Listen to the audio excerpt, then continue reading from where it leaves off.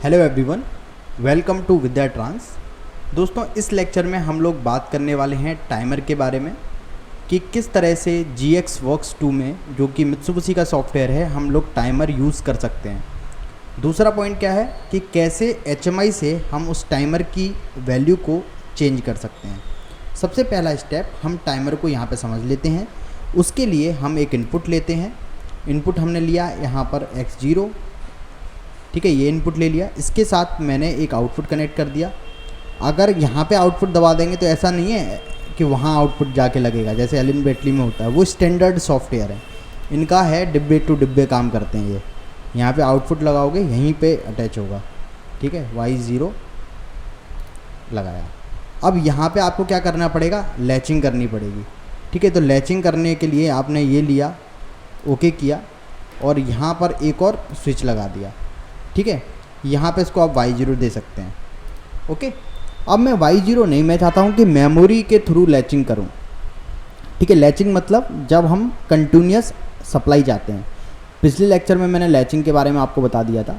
अब हम मेमोरी से लैचिंग यहाँ पे करना चाहते हैं, तो जस्ट इसका एड्रेस में चेंज कर देता हूँ। मेमोरी के लिए आप M0 दे दो, ठीक है। ये हमने लैचिंग कर दी यहाँ पे, और यहाँ पे भी हम इसका एड्रेस चेंज कर देते हैं। ये मैंने लैचिंग दे दी। अब इसको मैं नाम दे सकता हूँ स्टार्ट, ठीक है। इसको मैं नाम दे सकता हूँ यहाँ पे, और ये एक बटन में साथ में लगाता हूँ स्टॉप। तो ये मेरा बटन हो गया X1 जिसका नाम है स्टॉप, ओके। तो ये स्टार्ट बटन हो गया, ये मेरा स्टॉप बटन हो गया। ये लैचिंग करके मैंने मेमोरी दे दी। मैंने यहाँ पे लैच क्यों किया, क्योंकि जो मेरा टाइमर है वो तभी आपका चलता है जब उसको कंटिन्यूस सप्लाई मिलती है, ओके। तो आप अगर टाइमर को कंटिन्यूस सप्लाई दोगे तभी वो चलेगा। तो हमने एक मेमोरी लगाई यहाँ पे M0 और इस मेमोरी से सप्लाई दे दी। ये कौन सी मेमोरी है, ये वाली मेमोरी है, जो कि स्विच को जब आप प्रेस करेंगे, ये पुश बटन है, तो जब आपने प्रेस किया और छोड़ दिया उसके बाद भी ये आपकी कंटिन्यूस सप्लाई ऑन रह जाएगी। तो इंडस्ट्री में आप ज़्यादातर पुश बटन का काम देखेंगे, इसलिए आपको ये बार बार करने की लैचिंग करने की आदत पड़ जाती है। हालांकि आप सेट बिट्स का भी इस्तेमाल कर सकते हैं, वो हम बाद में बात करेंगे।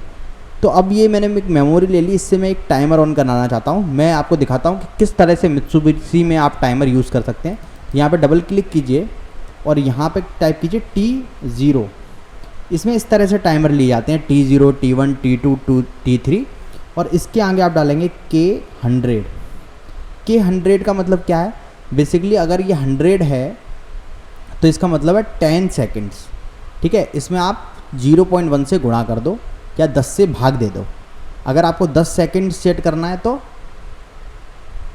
100 डालोगे, ठीक है। आपको अगर 100 सेकेंड सेट करना है तो 1000 डालोगे, ठीक है।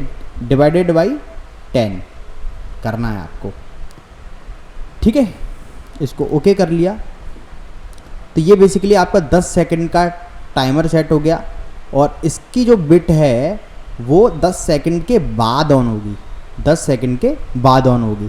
तो आप क्या करोगे, यहाँ पर एक ये ले लोगे, यहाँ पे ओके कर दोगे, और ये लाइन यहाँ पे आ गई। यहाँ पे आपने क्या किया, एक ये नॉर्मली ओपन कॉन्टैक्ट यहाँ पे लगा दिया, और इसको आपने नाम दे दिया T0, और इसको आपने ओके किया। तो ये जो कॉन्टैक्ट है, ये जो नॉर्मली ओपन बटन है, ये क्लोज़ कब होगा, 10 सेकंड के बाद।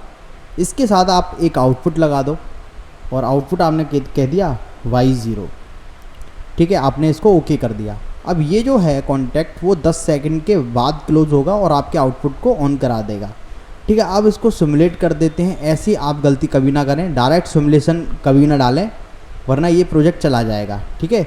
इससे पहले एक बहुत इम्पोर्टेंट चीज़ है, कंपाइल करें, ठीक। तो रीबिल्ड ऑल कर लें यहाँ पे। तो ये आपका कंपाइल हो गया, इसको सेव कर लें अपने पास, ठीक है।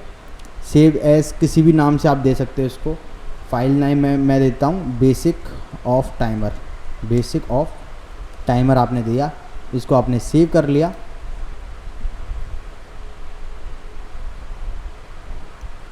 ठीक है, सेव करने के बाद आप इसको सिमुलेट करो आराम से, ठीक है।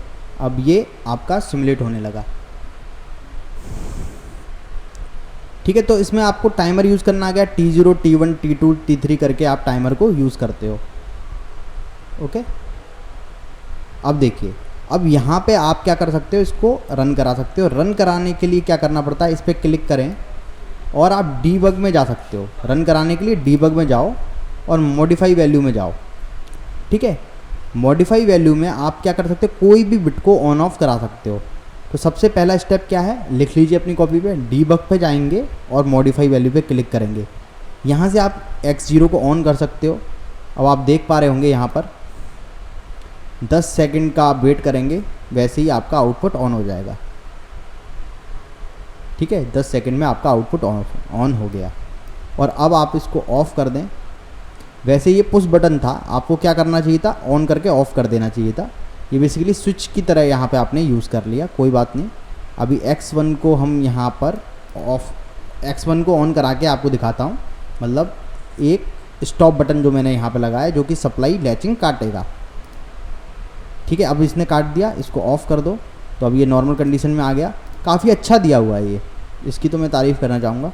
इसको ऑन करिए और ऑफ़ कर दीजिए, मतलब पुश बटन की तरह। अब भी देखिए ये सप्लाई यहाँ पे डायरेक्ट आ रही है और आपका टाइमर चल रहा है और ये तकरीबन 10 सेकंड तक पूरा आपका टाइमर चलेगा, उसके बाद ऑफ़ हो जाएगा। ठीक है, अगर आपको ये वैल्यू फिक्स करनी है तो आपने यहाँ पे K100 डाल दिया, 10 सेकंड डाल दिया। लेकिन अगर आपको ये वैल्यू HMI से मूव करानी है, कई बार ऐसी एप्लीकेशन होती है, आपने देखा होगा कि आप HMI से टाइमर की वैल्यू चेंज करते हो। ठीक है, तो वो कैसे होता है वो हम लोग देखेंगे नेक्स्ट वीडियो में। Thank you very much.